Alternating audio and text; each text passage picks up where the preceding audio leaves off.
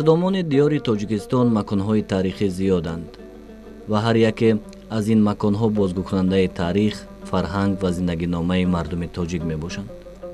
дар Тоҷикистон ба сар бурдану пиромони ин маконҳои қимат маълумот надоштан норавост. ба ин хотир мо тасмим гирифтем то дар барномаи асрори таърих асрори манораву қалъаҳои қадимаи ин диёрро омӯзем ва ба шумо қисса намоем.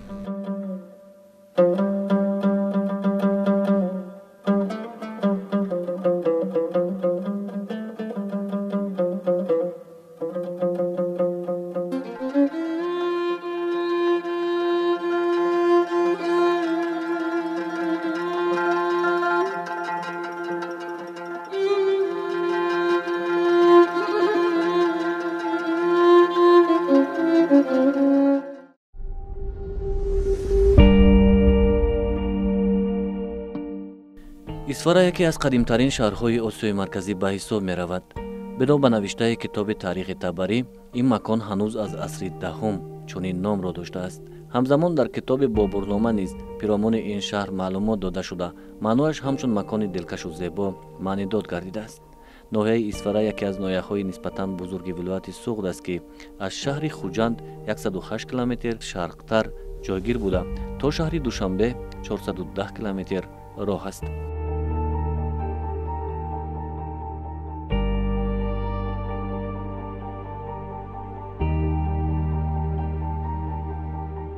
ноҳияи Исфара бо сарзамини 835.9 километри квадратӣ дар доманаи кӯҳсори Туркистон дар водии Фарғона ҷой дорад. дар шимол бо вилояти Фарғонаи Ӯзбекистон, дар шарқ ва ҷануб бо вилояти Бодканди Қирғизистон ва дар ғарб бо ноҳияи Конибодом аз бахшҳои вилояти Суғд ҳаммарз аст.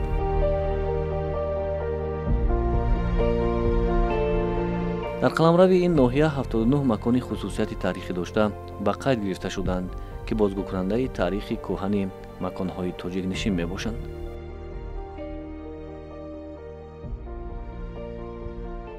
ноҳияи Исфара дар фарҳанг ва тамаддуни тоҷикон ҷойгоҳи махсуси худашро дорад. соли 1951-53 аз тариқи Борис Анатольевич Литвинский дар минтақаи Исфара корҳои бостоншиносӣ гузаронида шуда буд.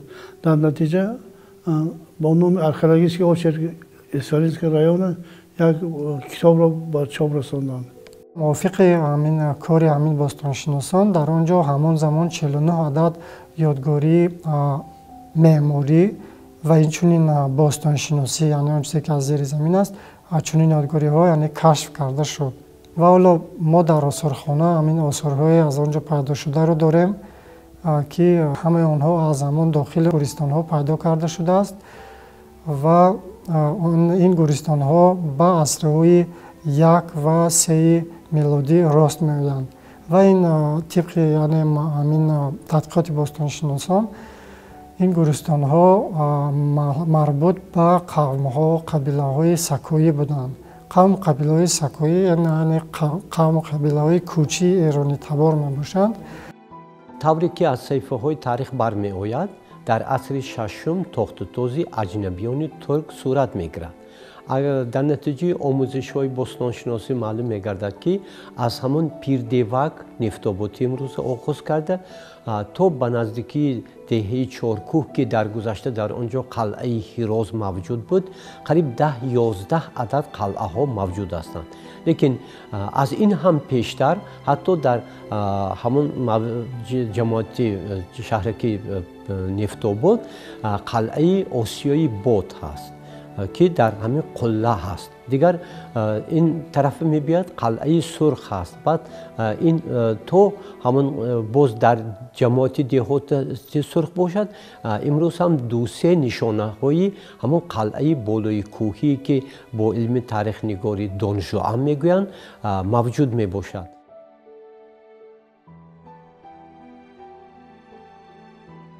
аз сарчашмаҳои таърихӣ маълум мегардад, ки Исфара то милод ба давлати Давон дохил шуда, яке аз марзҳои тараққиёфтаи он ба ҳисоб мерафт. аллома бобоҷон Ғафуров дар асари Безаволи худ тоҷикон дар қатори дигар ёдгориҳои беназири таърихии Осиёи вусто нисбати яке аз ёдгориҳои қадимаи Исфара хоҷаи ғор маскани қадимаи гузаштагонамон навиштаанд. асосан гӯлистонҳое ки мутааллиқи асрҳои яки пеш аз мелод ва яки мелодӣ аст дар онҷо омӯхта шудаанд. хусусан гӯлистони тангаи сурх яке аз бозёфтҳое ки дар инҷо мебинем асосан аз гӯлистони тангаи сурх мебошанд. дар саҳифаҳои таърих ба мо маълум аст ки чунин ҳайкалча ин бозгӯи урфу одатҳои будпарастии гузаштагон ба мо далолат мекунанд ва баъд аз омӯзишҳо маълум гардид ки ин ҳайкалча пеш аз ҳама ҳайкалча ин наъноро дорад, яъне ифодакунандаи ин фаровонӣ, чунки дар ҳамин ҳайкалча пеш аз ҳама ҳамон зан, модар пеш аз ҳама ҳамон вайҳои худро дошта истодааст. Яъне ин дар бораи як замон мавҷуд будани модаршоҳӣ, матриархатства ба мо далолат мекунад. Инчунин дар ҳақиқ дар воқеа ҳам ин модаро ин сарчашмаи ҳамаи пешрафти мо, кашфиётҳои мо ва зуҳуроти чӣ аст, ин фаҳмиши олами фалсафии худро дорад. то ба имрӯз аз таърихи кӯҳани ин макон қалъаву қалъатчаҳо, мадрасаву мактабҳо ва ҳунарҳои қадимаи мардумӣ боқӣ мондаанд. бостоншиносон баронанд ки ҳунари кулолгарӣ яке аз қадимтарин машғулияти мардуми ин макон будааст. ин бар он далел аст ки аз маконҳои таърихии ин макон кӯзаву кӯзапораҳое пайдо гардиданд ки таърихашон ба марҳилаҳои гуногуни таърихӣ тааллуқ аст.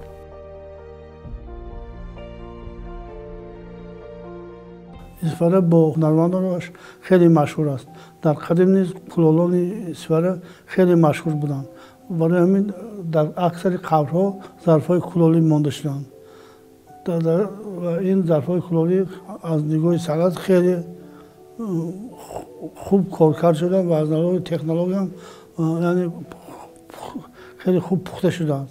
дар замони ҳамин ҳамлаи аҷнабиён инҳо барои ҳифзу ҳимояти мардуми ҳамин чи исфара сохта шуданд ва аз атрофи ҳамин баъзе қалъаҳо, хусусатан аз ҳамин қалъаи кофар мегӯем. кофар ба маънии ин яъне истеҳкомгоҳи ниҳоят мустаҳкамро ифода мекунад. хатои рунӣ пайдо гардид, на дар дохили қалъа, балки берун аз қалъа ки ин чизҳо аз тарафи бостоншиносон Борис Анатольевич Литвинский, Елена Абрамовна Давидович, Вадим Ранов ба даст омаданд. яъне ин ифодагарин ин бозёфт он аст ки яъне аҷнабиёне ки ҳамла карда буданд дар ҳамон берун монда қалъаро дохилро фатҳ карда натавониста буданд. ва албатта ҳар як ин қалъаҳо як қалъаҳое буданд ки дар як вақт ҳамчунин аз омадани ҳамон душманон ё ҳаракати савдогарон ба ҳамон қисмати болои ба марказ хабар медоданд. ва дигар бояд дар ин ҷо гӯем ки дар гузашта дар исфара низ ҳамон роҳи абрешим гузар мекард. дар яке аз сарчашмаҳо гуфтанд ки корвони тоҷироне ки аз Ардабилу Исфаҳон оянд, чун ба Марв расанд, аз Марв ба Бухоро, аз Бухоро ба Самарқанд, аз Самарқанд ба Исписор, аз Исписор ба Испана раванд, аз Испана тавассути роҳи обод ба водии Исфара рафтанд ки дар водии Исфара ду ихшиде бошад, яке Тамархуш ва дигаре Бамкахуш. ман агар ба ҷойномҳо, яъне топоними ки ҳамин макон агар як назар андозем, худи номи Исфара, баъдан номи ҳамаи маҳалҳо, инчунин номи Ворух, хело номҳои қадимаи, яъне аз гӯем ки форсӣ қадим гирифта шудаанд. номи Исфара Аспара будааст, ин дар сарчашмаҳо меояд ва номи Ворух бошад. аз яъне инҷо ду андеша мавҷуд аст. яке чунин аст ки аз калимаи суғдии вара, яъне қалъа ё ин ки дир гирифта шудааст ва дар ҳақиқат дар он ҷо як қалъа буд ки тӯли чандин қарнҳо вуҷуд дошт. ва боз як ақидаи дигар мавҷуд аст ки гӯё калимаи Ворух аз калимаи соф, яъне тоҷикӣ, форсӣ гирифта шудааст ки яъне ворух, яъне ки ҷое ки рухаш боз аст, яъне во аст, яъне сӯи офтоб. Дар ҳақиқат агар ба худи ҳамин ҷуғрофияи ҳамин ворух нигоҳ кунем имрӯз, он дар ҷое аст ки дар иҳотаи кӯҳҳо аст ва ки якбора ба сӯи офтоб кушод аст ва ба ҳамон ҷойдоб ва маънои он дуруст меояд. Аз ёдгориҳои муҳимтарине ки дар ин ҷо ҳастанд, ин ҳамон гористонҳое ки кашф шудаанд, инҳо мебошанд. Дар худи ворух 3 гӯристон дар 3 макони гуногун кашф шудааст. онҳо ба асрҳои 1 ва 3 рост меоянд, ба қавму қабилаи кӯчии эрони табори сакоиҳо мансуб аст. ва баъдтар мо дар ин ҷо дорем ёдгорӣ, яъне ҳазрати шоҳ, мақбара ва масҷиди ҳазрати шоҳ ки дар деҳаи Чоркӯҳ воқеъ аст ва ҳамаи яъне тадқиқотчиён бар он ақидаанд ки ҳамин нигораҳои чӯбие ки аз ин ҷо боқӣ мондаанд, онҳо қадимтарин нигораҳои чӯбӣ умуман дар Осиёи Марказӣ мебошанд. ва ҳамин гӯем ки яке гӯем аз масҷидҳои қадимтаринам будааст масҷиди ҳазрати шоҳ. ва баъдтар дар ин ҷо худи Исфара дар гузари Навгилем дар ин ҷо ҳаст ёдгории меъмории асри 17, ин мадраса Абдуллохон ва баъдан боз лангари Моҳиён ҳаст ва дигар ёдгориҳои умуман масҷиду мадрасаҳо хеле зиёд дар ин ҷо ҳастанд.